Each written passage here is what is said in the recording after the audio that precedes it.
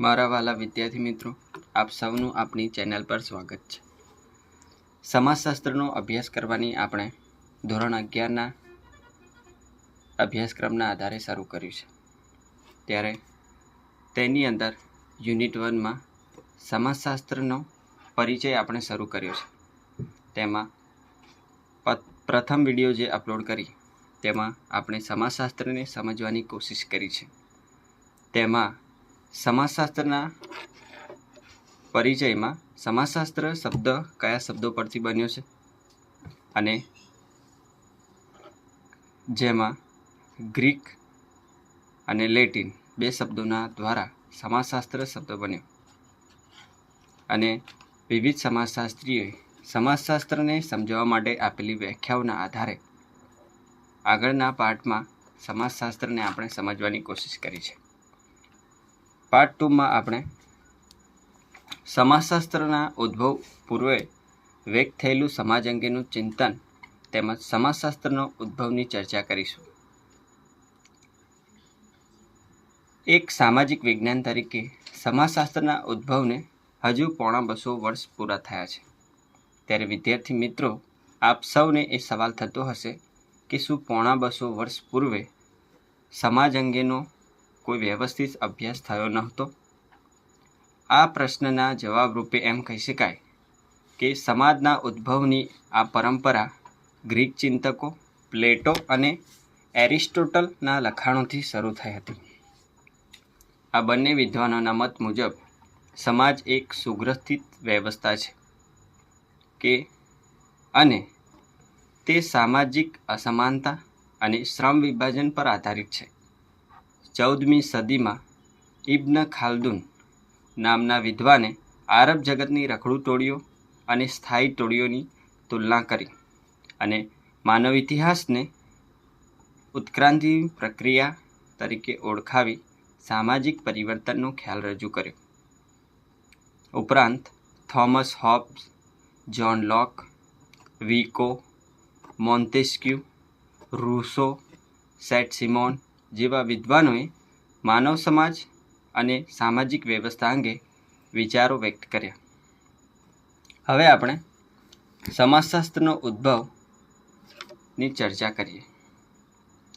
પ્લેટોથી લઈ Saint Simon સુધીના અનેક વિચારકોએ સમાજ અંગેનું ચિંતન રજૂ કર્યું, પરંતુ એક સામાજિક વિજ્ઞાન તરીકે સમાજશાસ્ત્રનો ઉદ્ભવ 19મી સદીમાં પશ્ચિમ યુરોપમાં થયો. 18મી અને 19મી સદીમાં પશ્ચિમ યુરોપમાં આવેલા ઝડપી સામાજિક પરિવર્તનો, નવજાગૃતિ, ઇંગ્લેન્ડમાં થયેલી ઔદ્યોગિક ક્રાંતિ અને ફ્રાન્સની રાજ્યક્રાંતિ જેવા પરિબળોએ સમાજશાસ્ત્રના ઉદ્ભવના બીજ રોપ્યા. ઔદ્યોગિક ક્રાંતિને કારણે નવા નવા ઉદ્યોગો સ્થપાવા લાગ્યા અને શ્રમજીવી વર્ગના શોષણની સમસ્યા ઊભી થઈ. ફ્રાન્સમાં લુઈ રાજાઓની અન્યાયી શાસન વ્યવસ્થાને કારણે સામાજિક અવ્યવસ્થાની સ્થિતિ ઊભી થઈ. વળી નવી નવી વૈજ્ઞાનિક શોધખોળને પરિણામે જુદા જુદા રાષ્ટ્રો એકબીજાના સંપર્કમાં આવવા લાગ્યા. આવી પરિસ્થિતિમાં વૈજ્ઞાનિક દૃષ્ટિકોણથી સમાજના વસ્તુલક્ષી અભ્યાસની આવશ્યકતા ઊભી થઈ. ફ્રાન્સના વિદ્વાન દાર્શનિક ઓગસ્ટ કોમ્તે સૌપ્રથમ વૈજ્ઞાનિક દૃષ્ટિબિંદુથી સમાજને વસ્તુલક્ષી રીતે સમજવાનો પ્રયત્ન કર્યો. કુદરતી ઘટનાઓની જેમ સમાજમાં બનતી ઘટનાઓને પણ વૈજ્ઞાનિક રીતે અભ્યાસ થઈ શકે છે તેમ તેમને લાગ્યું અને સન 1830થી 1842 દરમિયાન 6 ભાગમાં લખાયેલી પોઝિટિવ ફિલોસોફી નામની ગ્રંથશ્રેણીમાં કોમ્તે સમાજના વૈજ્ઞાનિક અભ્યાસ અંગેના વિવિધ સિદ્ધાંતો રજૂ કર્યા. સમાજ અંગેના પોતાના આ વૈજ્ઞાનિક અભ્યાસને કોમ્તે સૌપ્રથમ સામાજિક ભૌતિક શાસ્ત્ર સોશિયલ ફિઝિક્સ તરીકે ઓળખાવતા હતા, પરંતુ આ શીર્ષક પોતાના અભ્યાસ સાથે બંધ બેસતું ન લાગતા સન 1839માં તેમણે સામાજિક ભૌતિક શાસ્ત્રને બદલે સમાજશાસ્ત્ર એવું નવું નામ આપ્યું. આ કારણથી જ ઓગસ્ટ કોમ્તને સમાજશાસ્ત્રના પિતા તરીકે ઓળખવામાં આવે છે. ઓગસ્ટ કોમ્તથી શરૂ થયેલું સમાજશાસ્ત્ર ફ્રાન્સમાં ઇમાઇલ દુર્ખેમ, ઇંગ્લેન્ડમાં જ્હોન સ્ટુઅર્ટ મિલ, હર્બર્ટ સ્પેન્સર, જર્મનીમાં કાર્લ માર્ક્સ, વેબરના અભ્યાસોથી આગળ વધવા લાગ્યું. આરંભના સમયગાળામાં આ સૌ સમાજશાસ્ત્રીઓના પ્રદાન દ્વારા કેવી રીતે સમાજશાસ્ત્રનો વિકાસ થયો અને સમાજશાસ્ત્રના અભ્યાસમાં કયા કયા મુદ્દાઓ સમાવી શકાય તે અંગે સમજ મેળવીએ. હવે આપણે સમાજશાસ્ત્રના પિતા એવા ઓગસ્ટ કોમ્પ વિશે અભ્યાસ કરીએ. ઓગસ્ટ કોમ્પ વિશે આપણે તેમના સમયગાળા વિશે જોઈએ તો 1798થી 1857 તે તેમનો સમયગાળો છે. ઓગસ્ટ કોમ્તે પોઝિટિવ ફિલોસોફી અને પોઝિટિવ પોલિટી નામની 2 ગ્રંથ શ્રેણીઓમાં સમાજે ઘડેલા નિયમો દ્વારા જ સમાજના વિવિધ ઘટકો વચ્ચે એકતા ઊભી થાય છે તેવું જણાવ્યું. અને એ જ ખરા અર્થમાં સામાજિક વ્યવસ્થા છે. જો સામાજિક વ્યવસ્થાને ટકાવી રાખનારા નિયમોનો જ અભાવ હોય તો સમાજમાં અસ્થિરતા સર્જાય અને સામાજિક વ્યવસ્થાના વિઘટનની તથા સામાજિક મૂલ્યોના પતનની પરિસ્થિતિ નિર્માણ પામે. આમ કોમ્ત સમજાવે છે કે સામાજિક વ્યવસ્થાના ભોગે સામાજિક પ્રગતિ વિકાસ થઈ શકે નહીં. સામાજિક વ્યવસ્થા અને સામાજિક પ્રગતિ બંને એકબીજા પર આધારિત છે. વળી કોમ્તે સમાજ ધાર્મિક સ્તર, આધિભૌતિક સ્તર અને પ્રતીક સ્તર એમ 3 સ્તર દ્વારા તબક્કાવાર સામાજિક વ્યવસ્થાની પ્રગતિનું વર્ણન રજૂ કર્યું. આ સમજૂતી દ્વારા કોમ્તે સમાજશાસ્ત્રને સામાજિક વ્યવસ્થા અને સામાજિક પ્રગતિના સિદ્ધાંતો અને નિયમોનો અભ્યાસ કરનારા વિજ્ઞાન તરીકે ઓળખાવ્યું. સાથે સાથે કોમ્તે નિરીક્ષણ, તુલના, પ્રાયોગિક અને ઐતિહાસિક પદ્ધતિના વિનિયોગ દ્વારા સમાજનો વૈજ્ઞાનિક અભ્યાસ કરવાની હિમાયત કરી. સમાજમાં બનતી ઘટનાઓના કાર્યકારણ સંબંધને ચકાસવા પર ભાર મૂક્યો.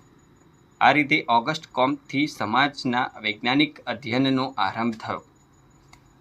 આમ ઓગસ્ટ કોમ્તને સમાજશાસ્ત્રના પિતા તરીકે ઓળખવામાં આવે છે. હવે આપણે ઇમાઇલ દુર્ખીમને સમજવાનો પ્રયત્ન કરીએ.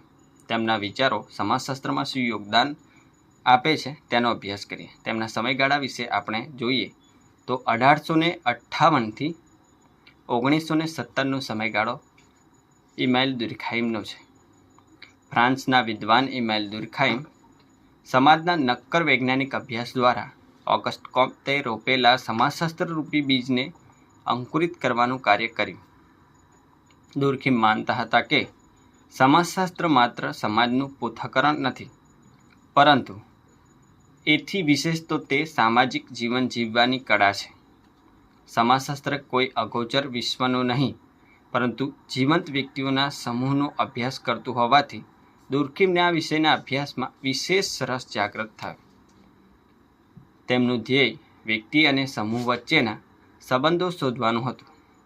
સમૂહની વ્યક્તિ પર શું અસર થાય છે તે તેમને ચકાસવું હતું. તેથી જ તેમણે સામાજિક તથ્યનો અભ્યાસ કરવા પર ભાર મૂક્યો. દુર્ખીમના મતે સામાજિક તથ્યો સમૂહ જીવનમાંથી ઉદ્ભવે છે. આવા તથ્યો વ્યક્તિની બહાર છે અને વ્યક્તિને અમુક જ રીતે વર્તન કરવા માટે ફરજ પાડે છે. વળી આ તથ્યોનું વસ્તુલક્ષી રીતે નિરીક્ષણ પણ કરી શકાય છે. ઉદાહરણ તરીકે ભારતીય સમાજના સંદર્ભમાં આપણે રિવાજો, પરંપરાઓ વગેરેને સામાજિક તથ્ય તરીકે ઓળખાવી શકીએ. દુર્ખીમ જણાવે છે કે સામાજિક તથ્યોને વસ્તુઓ તરીકે જોવા જોઈએ, તેથી તેનો અભ્યાસ બરાબર રીતે કરી શકાય. ધ રૂલ્સ ઓફ સોશિયોલોજિકલ મેથડમાં સામાજિક તથ્યોની સમજૂતી આપીને દુર્ખીમે સમાજશાસ્ત્રના પદ્ધતિશાસ્ત્રમાં મહત્ત્વનું પ્રદાન આપ્યું. આ ઉપરાંત આત્મહત્યા, શ્રમ વિભાજન અને સામાજિક એકતા, ધર્મ, સામૂહિક પ્રતિનિધિત્વ જેવા સિદ્ધાંતો આપીને દુર્ખીમે સમાજશાસ્ત્રના વિકાસમાં મહત્વપૂર્ણ યોગદાન આપ્યું છે. આમ સમાજશાસ્ત્રના વિકાસમાં ઇમાઇલ દુર્ખાઇમનું અદ્વિતીય પ્રદાન છે. હવે આપણે હર્બર્ટ પેન્સર વિશે તેમના વિચારોને સમાજશાસ્ત્રમાં શું મહત્વ રહેલું છે તેને સમજીએ. હર્બર્ટ પેન્સરનો સમયગાળો 1820થી 1903નો છે. 19મી સદીના બ્રિટિશ સમાજશાસ્ત્રી હર્બર્ટ પેન્સરે સન 1873માં ધ સ્ટડી ઓફ સોશિયોલોજી અને સન 1876માં ધ પ્રિન્સિપલ ઓફ સોશિયોલોજી જેવા પુસ્તકોમાં સમાજના વિકાસની પ્રક્રિયા સમજવા માટે સામાજિક ઉત્ક્રાંતિનો સિદ્ધાંત રજૂ કર્યો. પેન્સરે સમાજની જીવંત દેહ સાથે તુલના કરી. સમાજને એક જીવંત પ્રાણી તરીકે માન્યો. જેમ શરીર જુદા જુદા ભાગોનું બનેલું છે, એવી જ રીતે સમાજ પણ અલગ અલગ જુદા જુદા ભાગોનો બનેલો છે. અને જો સમાજને જીવંત રાખવો હોય તો તેના આ ભાગોએ સાથે મળીને કાર્ય કરવું પડશે. એ બાબત પેન્સરે પોતાના આ સિદ્ધાંતમાં સ્પષ્ટ કરી. તેમના આ સિદ્ધાંતમાં પ્રાણીઓની માફક સમાજની પણ ઉત્ક્રાંતિ થાય છે એ બાબત સવિશેષ મહત્વની રહી હતી. વિશેષ ઉલ્લેખનીય છે કે ગુજરાતના ક્રાંતિવીર શ્યામજી કૃષ્ણ વર્મા પોતાના લંડન નિવાસ દરમિયાન હર્બર્ટ પેન્સરના પ્રભાવ હેઠળ આવ્યા હતા અને પેન્સરના અવસાન બાદ તેઓએ હર્બર્ટ પેન્સર ઇન્ડિયન ફેલોશિપ પણ જાહેર કરી હતી.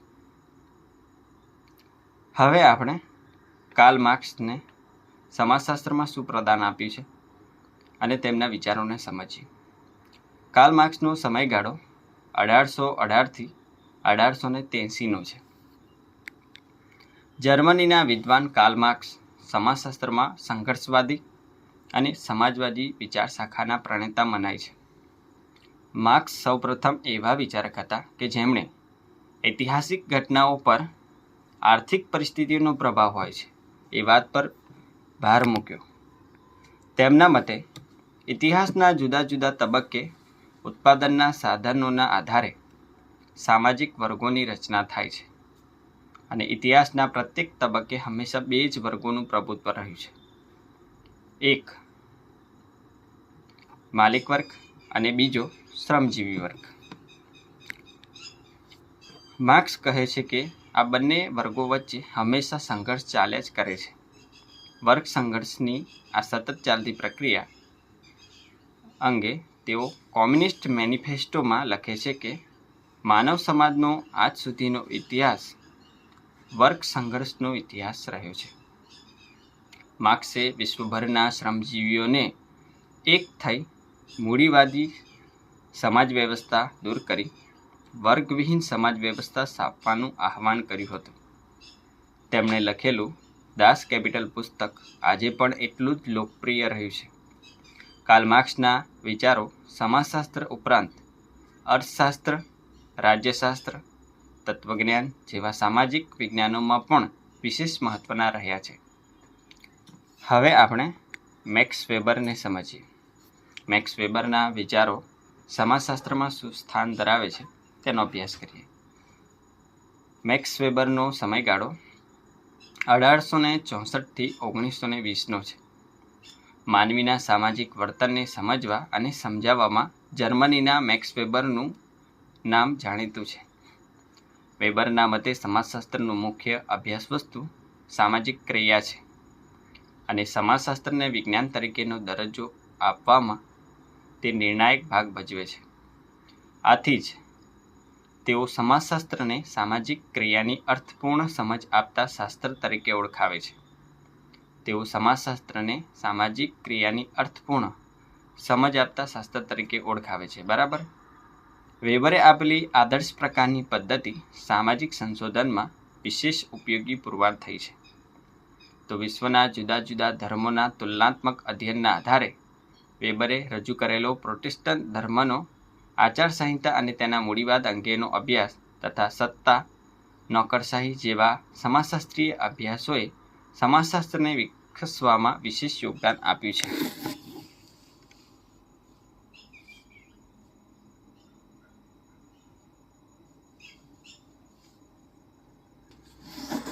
આમ ફ્રાન્સમાં ઓગસ્ટ કોમ્ટ દ્વારા રોપાયેલું સમાજશાસ્ત્ર રૂપી બીજ ધીમે ધીમે વટવૃક્ષ બનવા લાગ્યું.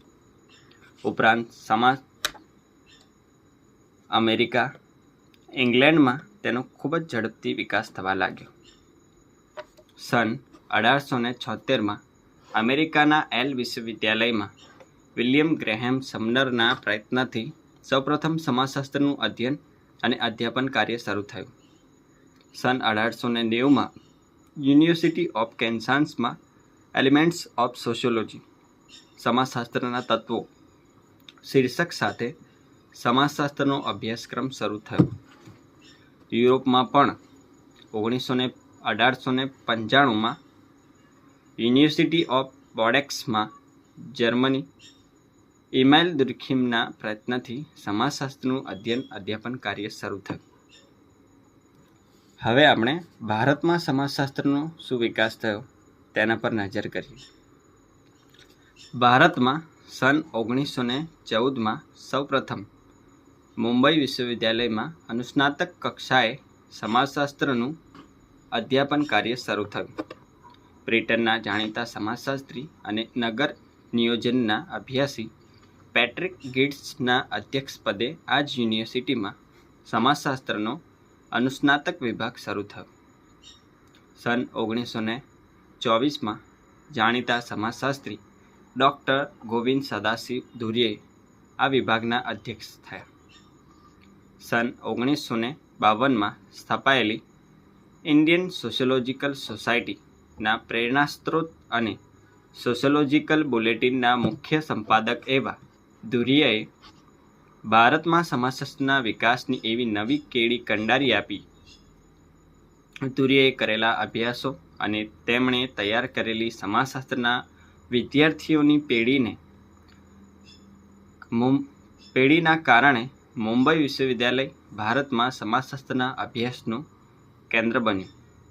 1917માં કોલકાતા વિશ્વવિદ્યાલયમાં બૃજેન્દ્રનાથ શીલના પ્રયત્નોથી અર્થશાસ્ત્રની સાથે સમાજશાસ્ત્રનું અધ્યયન અને અધ્યાપન કાર્ય શરૂ થયું.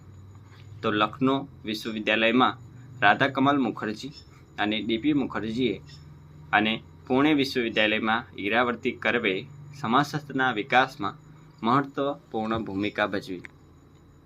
આમ ભારતમાં જુદા જુદા સમાજશાસ્ત્રીઓએ સમાજશાસ્ત્રના વિકાસમાં મહત્વનું પ્રદાન રજૂ કર્યું છે. જેમ કે M.N. Shrinivas, S.C. Dube, A.R. Desai, DP Mukherjee, David Hardiman, Yogendra Singh, A.M. Shah વગેરે અને ગાંધીજી અને બાબા સાહેબ આંબેડકર જેવા સમાજ સુધારકો, સમાજ ચિંતકોએ પણ ભારતીય સમાજને વૈજ્ઞાનિક રીતે સમજવાનો પ્રયાસ કર્યો છે. વળી Indian council of social science research અને UGC દ્વારા સામાજિક સંશોધન માટે નાણાકીય મદદ પ્રાપ્ત થતાં સમાજશાસ્ત્રીય સંશોધકોને પણ વેગ મળ્યો છે. ભારતમાં અન્ય વિશ્વવિદ્યાલયોની જેમ ગુજરાતના વિવિધ વિશ્વવિદ્યાલયો તેમજ ગુજરાત વિદ્યાપીઠમાં સ્નાતક અને અનુસ્નાતક કક્ષાએ સમાજશાસ્ત્રનું અધ્યયન અને અધ્યાપન કાર્ય થઈ રહ્યું છે. આ ઉપરાંત મેડિકલ, નર્સિંગ જેવા અભ્યાસક્રમોમાં પણ સમાજશાસ્ત્ર એક વિષય તરીકે શીખવવામાં આવી રહ્યું છે. આ ઉપરાંત સુરત ખાતે IP દેસાઈએ સ્થાપેલી સેન્ટર ફોર સોશિયલ સ્ટડીઝ નામની સંસ્થા ગુજરાતમાં સર્જનાત્મક સામાજિક સંશોધનને વેગ આપી રહી છે. આ જ સંસ્થાના અર્થાત નામના સામાયિકે ગુજરાતના સંશોધકોના સંશોધન લેખો પ્રકાશિત કરી તેમની સંશોધન વૃત્તિને પ્રોત્સાહન પૂરું પાડ્યું છે. ગુજરાતમાં સમાજશાસ્ત્રના વિકાસમાં N.A. થુથી, IP દેસાઈ, અક્ષયકુમાર દેસાઈ, નીરા દેસાઈ, તારાબેન પટેલ, A.M. શાહ વગેરેનું યોગદાન ઉલ્લેખનીય રહ્યું છે. સમાજશાસ્ત્રનું હવે આપણે શું વિષયવસ્તુ છે તેના પર એક નજર કરીએ. આ વિષયની સાથે સંકળાયેલો ક્ષેત્ર શબ્દ આપણને સમાજશાસ્ત્ર વિષયની ચોક્કસ હદસીમા નક્કી કરી આપે છે. આ નિયત કરવામાં આવેલી સીમારેખામાં જે બાબતોને સમાવવામાં આવે છે તે જ સમાજશાસ્ત્રનું વિષયવસ્તુ છે. આ રીતે જોતાં અન્ય સામાજિક વિજ્ઞાનોની જેમ સમાજશાસ્ત્રને પણ પોતાનું આગવું વિષય ક્ષેત્ર અને વિષય વસ્તુ છે. મૂળભૂત રીતે સામાજિક સંબંધો અને સામાજિક સંસ્થાઓનો અભ્યાસ કરતું સમાજશાસ્ત્ર આપણી આસપાસના અનેકવિધ સામાજિક પાસાઓને આવરી લે છે. તેમાં ખાસ કરીને સમાજનું સાતત્ય જાળવવા અને તેમાં પરિવર્તન લાવતા પરિબળોને સમજાવે છે. સમાજશાસ્ત્રના વિષયવસ્તુમાં સમાજ જીવનના મૂળભૂત એકમો, પાયાની સામાજિક સંસ્થાઓ, પ્રક્રિયાઓ અને સમસ્યાઓનો સમાવેશ થાય છે. એલેક્સ ઇંગ્લિશ નામના વિદ્વાને તેનું વિસ્તૃત વર્ણન રજૂ કર્યું છે. અહીં આપણે સમાજશાસ્ત્રના અભ્યાસ વસ્તુને સમજીએ. તેમાં 1. સમાજના મૂળભૂત એકમોનો અભ્યાસ. આ એકમોમાં સમાજમાં વ્યક્તિઓ વચ્ચેના સંબંધો, આંતરક્રિયા, સામાજિક ધોરણો, સામાજિક દરજ્જા અને સામાજિક ભૂમિકા, સામાજિક માળખું, સંસ્કૃતિ વગેરેનો અભ્યાસ કરે છે. અને સામાજિક સમૂહો, તેના પ્રકારો, લક્ષણો, સમૂહો વચ્ચેના આંતરસંબંધો, સમુદાયોમાં ગામ સમુદાય, નગર સમુદાય, આદિવાસી સમુદાય વગેરેનો અભ્યાસ કરે છે. સામાજિક મંડળો અને સંગઠનોનો પણ અભ્યાસ કરે છે. સમાજની વસ્તી વિષયક લાક્ષણિકતાઓનો પણ અભ્યાસ કરે છે. અને બીજા ભાગમાં તે પાયાની સામાજિક સંસ્થાઓનો અભ્યાસ કરે છે. આ પાયાની સામાજિક સંસ્થાઓ જેવી કે કુટુંબ અને સગાઈ સંબંધો, આર્થિક સંસ્થાઓની અંદર વેપાર, વાણિજ્ય, ઔદ્યોગિક સમૂહો, વ્યવસાયિક જૂથો વગેરેનો અભ્યાસ કરે છે. અને રાજકીય સંસ્થાઓ, જેમાં રાજકીય સંસ્થાઓમાં સરકાર, રાજકીય પક્ષો, ધારાસભા, પંચાયત વગેરેનો અભ્યાસ કરવામાં આવે છે. કાનૂની સંસ્થાઓની અંદર બંધારણ, કાનૂન વ્યવસ્થા, કાનૂન, સામાજિક પરિવર્તન વગેરેનો અભ્યાસ કરવામાં આવે છે. અને ધાર્મિક સંસ્થાઓની અંદર ધર્મ, સંપ્રદાયો, સાંપ્રદાયિક તણાવ વગેરેનો તેમાં અભ્યાસ કરવામાં આવે છે. જ્ઞાતિ વ્યવસ્થાની અંદર જ્ઞાતિનો ઉદ્ભવ, વિકાસ, લાક્ષણિકતાઓ વગેરેનો અભ્યાસ સમાજશાસ્ત્ર કરે છે. શિક્ષણ સંસ્થાઓની અંદર શિક્ષણ સંસ્થાઓ અને સામાજિક પરિવર્તનના સાધન તરીકે શિક્ષણનું મહત્ત્વ, તેનો સમાજશાસ્ત્ર અભ્યાસ કરે છે. અને 3. પાયાની સામાજિક પ્રક્રિયાઓ. હવે સમાજશાસ્ત્ર કઈ સામાજિક પાયાની પ્રક્રિયાઓનો અભ્યાસ કરે છે? તેમાં સહકાર, સ્પર્ધા, સંઘર્ષ, અનુકૂલન, આત્મસાતીકરણ જેવી પ્રક્રિયાઓ અને સમાજના અભ્યાસોને સમાજમાન્ય વર્તનો અને ધોરણો શીખવતી સામાજિકરણની પ્રક્રિયાઓ વિશે પણ અભ્યાસ કરે છે. સામાજિક વિચલન અને સામાજિક નિયંત્રણની પ્રક્રિયાઓ વિશે પણ સમાજશાસ્ત્ર પોતાના વિષયવસ્તુમાં તેને સમાવે છે. સમાજશાસ્ત્રનો હવે આપણે તેના વિષયવસ્તુને સમજીએ. હવે આપણે સમાજશાસ્ત્રનો અન્ય સામાજિક વિજ્ઞાનો સાથે શું સંબંધ છે તે સમજીએ. પહેલું, સમાજશાસ્ત્ર અને માનવશાસ્ત્રને સમજીએ આપણે કે બંને વચ્ચે કયા કયા સંબંધો રહેલા છે. માનવશાસ્ત્ર માનવીનો અભ્યાસ કરનારું વિજ્ઞાન છે, જ્યારે સમાજશાસ્ત્ર સમાજનો વૈજ્ઞાનિક અભ્યાસ કરે છે. માનવશાસ્ત્ર માનવીના આરંભથી લઈને સાંપ્રત જીવન સુધીના શારીરિક, સાંસ્કૃતિક અને પુરાતત્વીય પાસાને સમજવાનો પ્રયત્ન કરે છે. આ રીતે માનવશાસ્ત્રને 3 ભાગમાં વહેંચી શકાય: શારીરિક માનવશાસ્ત્ર, સાંસ્કૃતિક માનવશાસ્ત્ર અને પુરાતત્વીય માનવશાસ્ત્ર. શારીરિક માનવશાસ્ત્ર માનવીય શરીરની રચના, તેના જુદા જુદા શારીરિક લક્ષણો, માનવીની જુદી જુદી જાતિઓ અને આ જાતિઓ એકબીજાથી કઈ રીતે જુદી પડે છે તેનો શારીરિક માનવશાસ્ત્ર અભ્યાસ કરે છે. સાંસ્કૃતિક માનવશાસ્ત્ર આદિમાનવના આચારો, રૂઢિઓ, જીવનશૈલી, તેની સામાજિક સંસ્થાઓ વગેરેનો અભ્યાસ કરે છે. જ્યારે પુરાતત્વીય માનવશાસ્ત્ર સંશોધન દરમિયાન પ્રાપ્ત થયેલા અવશેષોના આધારે પુરાતન સંસ્કૃતિના ઉદ્ભવ અને તેના વિકાસનો અભ્યાસ કરે છે. એક રીતે જોઈએ તો માનવશાસ્ત્ર સમાજશાસ્ત્રના અભ્યાસની પૂર્વ તૈયારીનો તબક્કો છે. વળી માનવશાસ્ત્ર અને સમાજશાસ્ત્ર વચ્ચેની ભેદરેખા ખૂબ પાતળી છે. બંનેના પદ્ધતિશાસ્ત્ર અને દૃષ્ટિકોણમાં તફાવત હોવા છતાં આ બંને વિદ્વાનો આ બંને વિજ્ઞાનો પરસ્પરાવલંબી છે. માનવશાસ્ત્ર શારીરિક લક્ષણો અને સંસ્કૃતિને સમજવાનો પ્રયત્ન કરે છે, જ્યારે સમાજશાસ્ત્રના અભ્યાસનું કેન્દ્રબિંદુ માનવ સમાજ અને સામાજિક સંબંધો છે. આમ જો માનવ સમાજ અને સામાજિક સંબંધોને સમજવા હોય તો સંસ્કૃતિની સમજ મેળવવી આવશ્યક છે. આથી માનવશાસ્ત્રના અભ્યાસ વિના સમાજશાસ્ત્રનો અભ્યાસ અધૂરો છે. હવે આપણે સમાજશાસ્ત્ર અને મનોવિજ્ઞાનને સમજીએ. મનોવિજ્ઞાન વ્યક્તિના વર્તનનો અભ્યાસ કરતું શાસ્ત્ર છે. સમાજલક્ષી મનોવિજ્ઞાન સમાજ અને જૂથમાં રહેતી વ્યક્તિના વર્તનો અથવા વ્યક્તિનો તેના જૂથ જીવન, જૂથના ધોરણો, મૂલ્યો, ધ્યેયો વગેરેના સંદર્ભમાં અભ્યાસ કરે છે. સમાજશાસ્ત્ર સમાજનો અભ્યાસ કરે છે. તે જુદા જુદા જૂથોની રચના અને કાર્યો તપાસે છે. જુદા જુદા જૂથો વચ્ચેના પારસ્પરિક સંબંધો, સમાજમાં આવતું પરિવર્તન વગેરેનો અભ્યાસ કરે છે. મનોવિજ્ઞાન વ્યક્તિને અભ્યાસ કરે છે અને સમાજશાસ્ત્ર સમાજ કે જૂથનો અભ્યાસ કરે છે. બંને વિજ્ઞાનો વચ્ચે તફાવત અને પરસ્પરાવલંબન પણ જોવા મળે છે. મનોવિજ્ઞાન વ્યક્તિના સંગઠિત થયેલ વર્તન, તેના શારીરિક, માનસિક અને વ્યક્તિગત અનુભવોની સંયુક્ત અસર દ્વારા ઘડાયેલા વર્તનનો અભ્યાસ કરે છે. વ્યક્તિ, સમાજ અને જૂથ એકબીજા સાથે સંકળાયેલા છે. આથી તેમનો અભ્યાસ કરતા મનોવિજ્ઞાન અને સમાજશાસ્ત્ર પરસ્પર સંબંધ ધરાવે છે. આ બંને સામાજિક વિજ્ઞાનો એકબીજા પાસેથી માહિતીની આપ-લે કરે છે.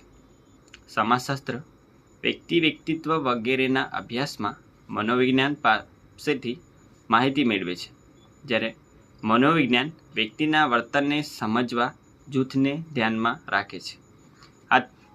આથી જૂથ અંગેની માહિતી તે સમાજશાસ્ત્ર પાસેથી મેળવે છે. સમાજશાસ્ત્ર અને મનોવિજ્ઞાન સમાજલક્ષી મનોવિજ્ઞાનના ક્ષેત્રમાં ગાંઠ રીતે સંકળાયેલા છે. આ ઉપરાંત કેટલાક સમાન અભ્યાસ પ્રશ્નો જેવા કે લક્ષણો, જેમ કે વલણો, લોકમત, ટોળું વગેરેના અભ્યાસમાં બંને સામાજિક વિજ્ઞાનો વચ્ચે કોઈ તફાવત રહેતો નથી. બંને સેમ હોય છે.